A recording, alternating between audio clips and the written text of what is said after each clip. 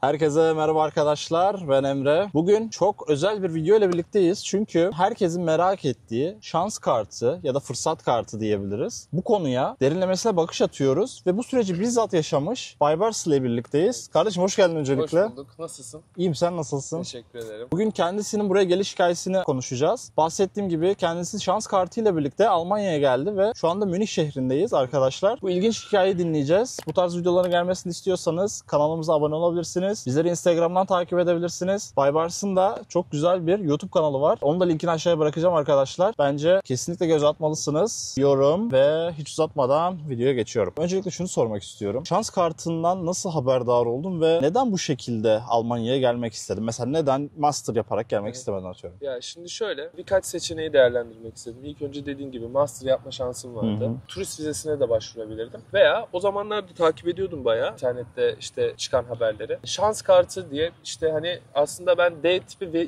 iş arama vizesiyle de gelecektim. O zamanlar D tipiydi o. Ulusal vize diye geçiyordu. Ama sonra şans kartı. Bunu kolaylaştırmış bir yönteme çevirdiler. 2023'ün Haziran ayında olması lazım.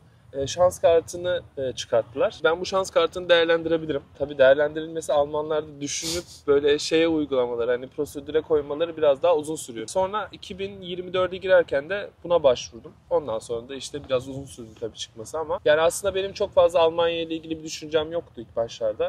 Ondan sonra denemek istedim. Şans kartı da gerçekten kolaylaştırılmış göç gibi. Yani aslında diploma sahibiysen ve atıyorum hani bir yerlerde böyle birazcık çalışmışsan Almanya sana şunu diyor. Gel diyor, blok hesabını yap ve yapman gerekenleri yap ve gel bizde çalış. Hani ve en azından bir sene bak, iş bulabilirsen devam et, bulamazsan da geri dönebilirsin zaten diyor. Yani abi tırnak içerisinde söylüyorum bunu. Almanya diyor ki eğer diyor bu topluma fayda sağlayabilecek, işe yarayabilecek, değer üretebilecek biriysen her türlü biz sana gel diyor oluruz yani. diyor. Aynen, gel diyor. Evet. Zaten çok fazla da işçi ihtiyaçları var. Evet, kesinlikle öyle ve bu aslında bence açık her sene artıyor. Nüfusu sürekli yaşlandığı için nitelikli göçmen her zaman burada yıllar geçtikçe değer kazanıyor diyebiliriz. Aynen. Peki kanka şunu sormak istiyorum. Şimdi ben şans kartını gördüm. Belli başlı işte atıyorum üniversite mezunuyum vesaire. Evet. Belli başlı kriterleri de karşılıyorum. Tam olarak puanlama mı oluyor veya neye göre karar veriliyor mesela? Şimdi bence puanlama şöyle. Ben İzmir Konsolosluğundan başvurdum. Ama tabii ki de Google'dan yazarlarsa kriterlerin İDAT'ta da değil de başka bir tane sitesi vardı. Onu hatırlarsam söylerim videodan sonra. Oraya girdikten sonra orada hangi kriterin kaç puan olduğu yazıyor. Mesela 35 yaşın altında olmak 1 puan. Anladım. Ondan sonra Almanca'nın B1 sertifikası veya B2 olması lazım. B2 sertifikan varsa bu 2 puan. Ondan sonra İngilizce C1 biliyorsan bu da 2 puan. Diploma sahibiysen 2 puan ve çok fazla böyle yaklaşık 10 tane şey var, seçenek var. Bu seçeneklerden toplamda 6 puanı geçebiliyorsan Almanya diyor ki gel. Hani 6 puanı geçmen lazım. Benimki de büyük ihtimalle Almanca 6 puanı geçiyordu. Çünkü Almanca belgem var, diplomam var. Birçok şartı karşılıyorsun Aynen, aslında. birçok şartı karşılıyordum. Sadece dediğim gibi şans kartına başvurduktan sonra sadece biraz uzun sürüyor. Randevu tarihine. Randevu tarihi geldikten 2 hafta içerisinde benim vize konsolosluğunda randevum vardı. Yani 6 puanı tamamladıktan sonra bu başvuruyu yapabiliyorsun aslında. Aynen öyle. Ve 6 puan puanlama havuzuna göre aslında çok yüksek bir rakam değil anladığım kadarıyla. Çok yüksek bir rakam değil. Zaten bu eskiden mesela D tipi vizeyle gelen, yani ulusal vizeyle gelen insanlar için aslında çok fazla zordu bu. Çünkü diploma denkliği gerekiyordu. Ondan sonra başka böyle atıyorum hep böyle belli iş bulmadan gelemiyordun. Mesela hep iş bulman gerekiyordu. Hani ben araştırmıştım onu da. Ama bu vize türünün kolaylığı da diyor ki eğer diyor hani belli başlı şeylere sahipsen gel burada her türlü işi ara diyor. Veya atıyorum hani Almanya'da kalmak istiyor musun, kalmak istemiyor musun, bunlara bakabilirsin diyor. Mesela öğrenci vizesinde tamam klasik üniversite öğrencisi olarak geliyorsun. Evet. Ya da mavi kartla atıyorum iş bularak geliyorsun. Buradaki yol ise işin yok ama belli başlı şartları karşılayan ve bir potansiyeli olan birisi olarak Almanya sana vize veriyor. Aynen, bir senelik. Bir senelik vize veriyor. Ve bence bir sene içerisinde iş bulmak da oldukça mümkün diye düşünüyorum. için çok zor değil. Ben 3. ayımda buldum. 3. ayında buldum. Aslında şöyle çok fazla başvurdum. LinkedIn'den olsun, şeyden olsun. Mesela ben daha önce otelde de çalışmıştım. Yaklaşık tabii 2 sene boyunca otelde çalıştım non-stop. Bize şeyinde sormuştum mesela otelde de iş arayabilir miyim diye. Onlar bana şunu söylemişti. İş arayabilirsin demişti. Hani otel sektöründe de mesela hani illa diploma denkliği olmasına da gerek yok. Belli başlı şeyleri karşılıyorsan yaptığın işle de alakalı. Hani tecrübelerin neye dayanıyorsa onunla da iş arayabiliyorsun. Ama buraya gelince karşılaştığım negatif bir olay da şu oldu. Mesela ben burada bir otele başvurdum ama burada o Ausbildung, yani bir üniversite veya atıyorum bir kalifiye iş gerektirmeyen bir iş olduğu için benim orada tam çalışma iznim çıkmadı mesela. Atıyorum hani ben kendi sektörümde iş bulana kadar, uçak sektörüne girene kadar otelde iş bulayım. Otelde iş de buldum aslında ama dediğim gibi Ausländerbehörde, yani yabancılar dairesine gittiğimde orası bana dedi ki sen bu işte dedi şey yapamazsın dedi. Full zamanlı çalışamazsın. Uçak sektörü demişken tam olarak hangi mesleği icra ediyorsun? Şimdi ben Ankara'da Atılım Üniversitesi'nden uçak gövde motor bakımından mezun oldum. Yani uçak bakım mühendisi olarak, teknisyen olarak geçiyoruz. Buraya da uçak teknisyeni öğretmeni, şu anki bulduğum işte uçak teknisyeni öğretmeniyim. Bayağı havalı bir isim bu arada. Tabii daha hani hani iş yerine alışmam gerekiyor. Biraz Tabii. süreç var. Tabii ki de belgeler, Vertrag Türkçesi. Mesela onun bazı kelimeler var Almanca'da gitmeye başladı. Türkçe'de ben de gitmeye başladı. Doğru. Sözleşme yapmaya başladık. Sözleşme yaptık daha doğrusu. Abi çok iyi olmuş ya. Bence hayatında yeni bir sayfa açmışsın. Komple bir sıfırdan bir başlangıç Şans yaptım. kartı senin için gerçekten büyük bir şans olmuş oldu. ve bunu iyi kullanmışsın yani. Aslında evet. Ama şöyle çok fazla aslında o şansı da ben kendim yaratmaya çalıştım. Buraya geldikten sonra ben Almanya'da zaten iş bulurum diye düşünürseniz zaten hemen zaman geçiveriyor. Yani belki de bak şöyle söyleyeyim. Bu şirketimi bulana kadar 300-400 tane yere başvurdum. Wow, Ve ya. hani her bir reddediş kabule doğru bir adım yaklaşmadır diyorlar ya. Hep de ona inandım ve gerçekten de çak da en sonunda böyle tam istediğim iş böyle çat diye buluverdim. Abi süper ya, süper. Gerçekten adına çok sevindim. Peki şunu sormak istiyorum. Bence bu da çok merak ediliyor olabilir. Sonuçta bu da bir vize türü ve her vizede olduğu gibi bu vizede de herhalde finansal durumunu göstermen gerekiyor. Evet, yani burada ne yapıyoruz abi mesela? Şimdi bu konuda da şöyle yapman gerekiyor. Ya dediğin gibi diğer vize türlerinde geçerli olan gibi garantör bulman gerekiyor. Yani bir tanıdık bulman gerekiyor. Veya Almanya sana diyor ki her ay için diyor minimum diyor paranı göstermen, bloke hesap dediğimiz olay. Ben 1060 euroydu. Konsolosluğa gittim 1091 euro olmuş. Ondan sonra ekstra bir para daha yatırmam gerekti. Yani aylık toplamda 1090 küsür olması lazım. 1091 euro bloke ettiğin anda oluyor. O da yaklaşık işte 12 ay için 12.500 mü 400 euro mu ne ona tekabül ediyor. Yani ben bloke hesap yaptım. O da zaten sizin paranız. Hani o buraya geldikten sonra istediği her ay senin kartına yatıyor. Ve istediğin gibi kullanabiliyorsun. Aynen, yani bu üniversite öğrencilerinde de çok görülen bir yöntem. Bu arada ben de o şekilde geldim. Burada garantör bulmak kolay değil birçok kişi için maalesef. Evet. Ama garantörlük belgesi de imkan varsa bence kesinlikle kullanılmalı. İşleri çok kolaylaştırıyor. Evet. Yani aslında burada da biraz yine günün sonunda biraz maddiyata çıkıyor iş. Yani sıfır maddiyatla çok zor. Yani ya çok zeki olman lazım. Üniversiteden bir yerlerden böyle hep böyle bir sponsorun olması lazım. Yani bir şeyler verebilmen lazım. Çünkü sıfırdan çok zannetmiyorum burada o hani buraya gelince, bu Almanya'ya gelince orada öyle de olmuyor. Evet. Öyle de olmadığını gördüm. O yüzden belli bir maddi şey şart. Yaklaşık ne kadar süre oldu Almanya'ya geleli? Yaklaşık 3 aydır Almanya'dayım. Yok 3 ay değil, 4. ayındayım. Pardon, 3. ayında iş buldum. Öyle doğru.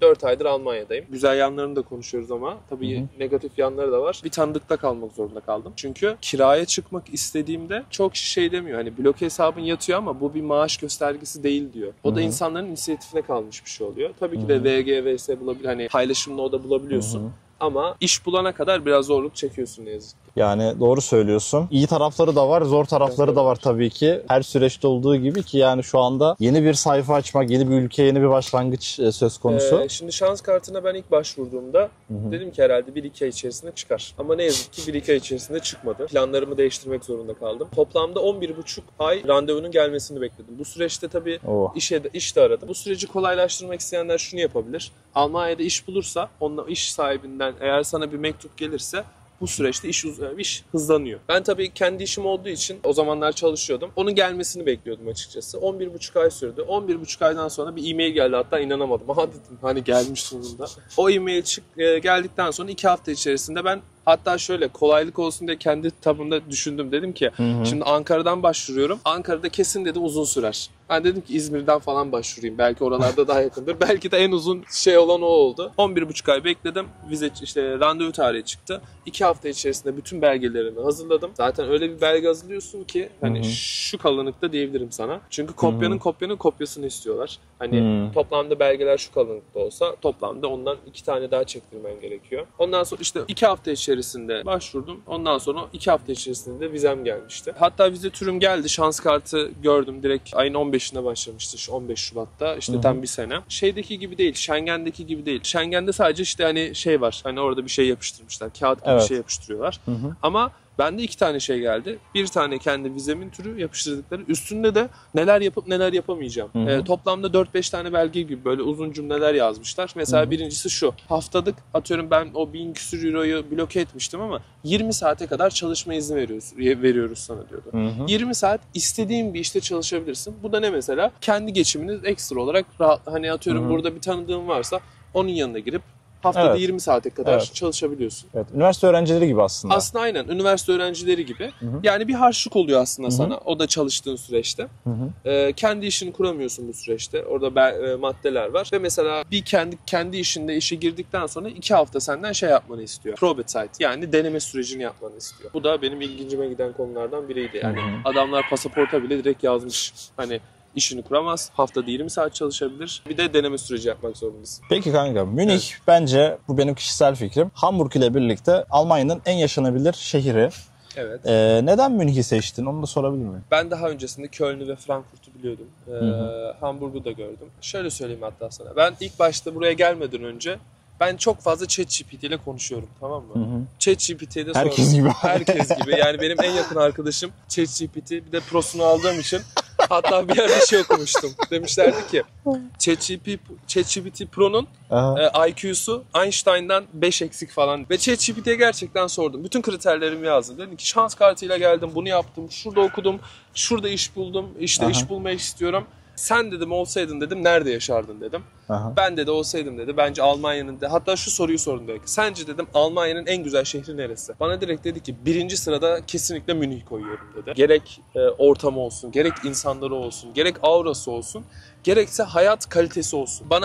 Ben de aslında komple Türkiye'den buraya geldiğimde hayat kalitemi biraz daha arttırmak, biraz daha rahat yaşamak, biraz daha koşturmak için böyle hani bir sebep olsun istiyordum. Ve Münih'e bir kere böyle geldim, 2 kere böyle hani acaba dedim Münih, hani o 2 aylık 3 aylık iş arama sürecinde Münih'e geldim ve gerçekten büyülendim yani. Gerçekten insanlar böyle cıvıl cıvıl, herkes böyle hiç aceleye gerek duymuyorlar. Diğer şehirlerde de oralar da mutlaka güzeldir ama tabii kişiden kişiye değişir güzellik algısı. Tabii ki. Ama mesela şu an mesela İngiliz bahçesindeyiz ve insanlar tamamen voleybol oynuyorlar. Böyle şehrin dinamiği, ondan sonra eski binaları, yaşama şeyi, kalitesi biraz daha bana böyle çok daha güzel geldi. Tabii pozitiflerini ChatGPT saymıştı. Ama bunları gelip yaşayınca daha da böyle bir etkilenmiştim. Sonra iş bulunca da buraya geldim. Ki sen de zaten videolarında çok fazla bahsediyorsun. Neden Münih, neden Münih, neden Münih diye. Tabii ki de küçük negatiflikleri var. Tabii ki her yerde öyle her abi. Yerde var. Hiçbir yer bence %100 harika bir hayat sunmuyor. Bence senin kurduğun hayatla da alakalı. Ben çünkü Münih'te de olsam, burada Köln'de de yaşasam kendi kurduğunuz hayat, kendi çevrenizi kendiniz belirliyorsunuz sonuçta. Tabii ki, tabii ki. En iyisi yapmaya çalıştığınız sürece her türlü mutluluğa doğru gidiyor. Ya %100 katılıyorum kanka. Bence iyi yapmışsın. Bence burada kaliteli bir yaşam var. Dediğin gibi sonuçta insanın nasıl bir hayata sahip olacağını kendisi belirler ama Münih size günün sonunda bence güzel fırsatlar sunuyor harbiden. Burada kiralar da yüksek ama burada demek ki bir refah söz konusu. Aynen öyle. Yani İsviçre'ye de yakınız bu arada. Yani burada Zürih bize Berlin'e çok daha yakın. Berlin'den daha yakın yani. 2 saat Berlin çok daha yukarıda kalıyor. Tabii ki yani hani konum avantajı çok güzel abi. Bir de biliyorsun Münih'in güneyinde çok güzel göller var. Günün sonunda bence Münih çok güzel bir şehir.